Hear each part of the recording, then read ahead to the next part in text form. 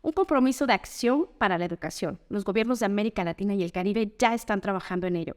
Hoy estoy con Marco Antonio Ávila, ministro de Educación de Chile. ¿Cómo está, ministro? Muy bien, muchas gracias. Un gusto poder conversar con usted. Y bueno, pues nos podría platicar un poco cuál es la situación del tema de aprendizaje, de las pérdidas de aprendizaje en la niñez en Chile y sobre todo pues después de la pandemia, ¿no? Que ya venía de antes, pero esto lo acrecentó.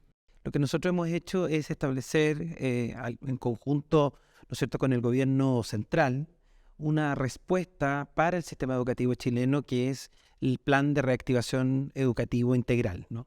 Este plan contempla tres ejes que nos parecen esenciales a nosotros.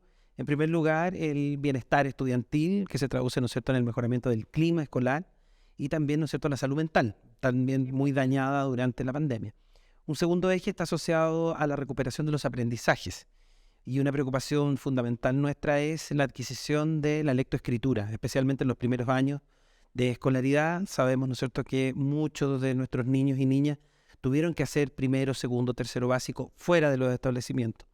Y eso claramente lo que hace es que provoca un deterioro, diríamos, ¿no?, de un aprendizaje que no se da dentro de las aulas y de forma presencial. Y por último, algo que nos parece a nosotros también muy importante es cómo garantizamos el derecho a la educación a través de la protección de las trayectorias educativas, ¿no? Nosotros tuvimos un número importante también de estudiantes, fundamentalmente jóvenes, ¿no?, de los últimos años de educación secundaria o educación media para nosotros, que se desescolarizaron y entendemos que por razones económicas o también, ¿no es cierto?, por labores de cuidado. Muchas, ¿no es cierto?, lamentablemente mujeres tuvieron que dejar la escuela para apoyar a sus familias. Sí, cuando habla de escolarización es deserción.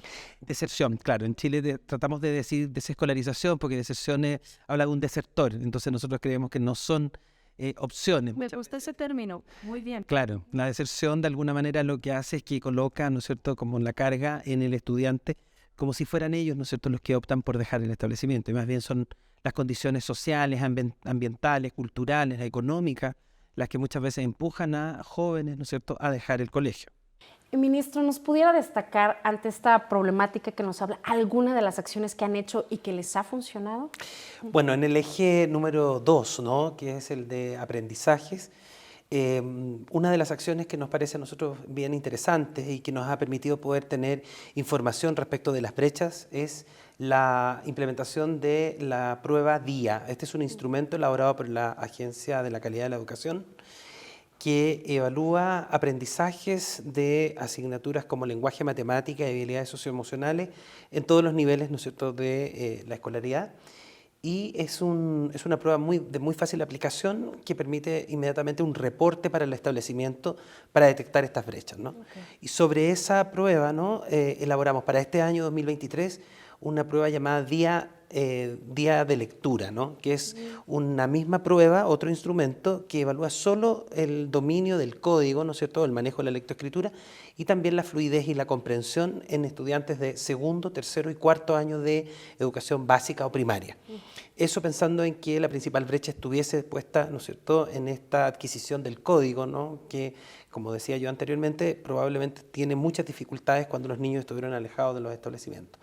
Nuestra meta es que durante el año 2023 no haya ningún niño o una niña en Chile que no tenga adquirido, ¿no es cierto?, la lectoescritura y que sea capaz de poder responder un texto simple en términos de la comprensión lectora.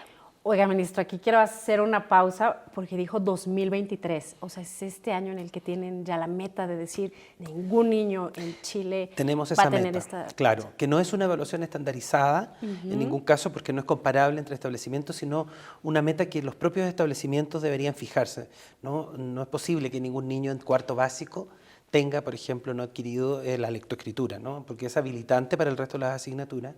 Nosotros creemos que estamos en condiciones, los profesores y profesoras en Chile tienen un nivel de compromiso con su trabajo muy grande y yo diría que con lo que hemos observado en apenas, ¿no es cierto?, un par de semanas, el gran foco está puesto en eso, ¿no?, y la preocupación esencial, ¿no es cierto?, es de que ningún niño quede atrás, ¿no? Entonces, pensando en que tenemos un plan de estudio con un número importante de horas, la dedicación en las escuelas tiene que ser la adquisición, no digo yo, o la consolidación del proceso de lectoescritura, porque probablemente muchos niños en niveles como tercero, cuarto básico tienen nociones generales, ¿no? Conocen las letras, probablemente tienen algún tipo de lectura, pero lo importante es que esa sea una lectura fluida y además que permita una comprensión. Ya vamos finalizando y solo para, antes de irnos, me gustaría si me podría decir por qué cree que son importantes, claves, eventos como el que se dio en Bogotá, Colombia, que reunió a ministros, especialistas de educación, pues precisamente para hablar del tema de la pérdida de aprendizajes.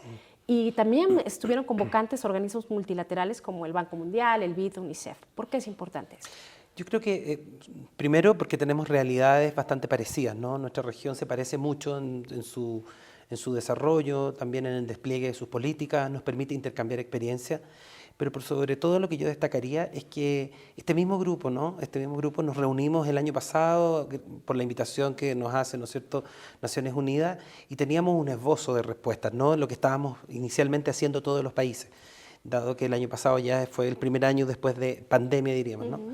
Y 6 meses después, ¿no? Ahora ya en marzo del año 2023, hemos podido ver robustas ideas que se están ya implementando en todos los países. Yo destacaría eso, una región muy pujante que está, ¿no es cierto?, a lo mejor incluso a la vanguardia del resto del mundo en términos de soluciones para este diagnóstico compartido en el mundo, ¿no es cierto?, que fue la pérdida de aprendizaje.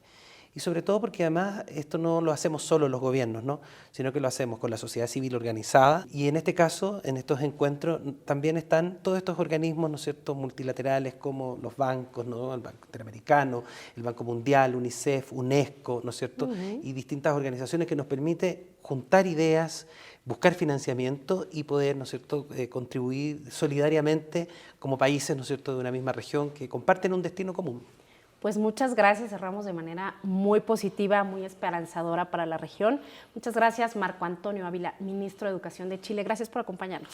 Gracias a ustedes. Yo soy Jessica Belmont, comunicadora del Banco Mundial. Hasta luego.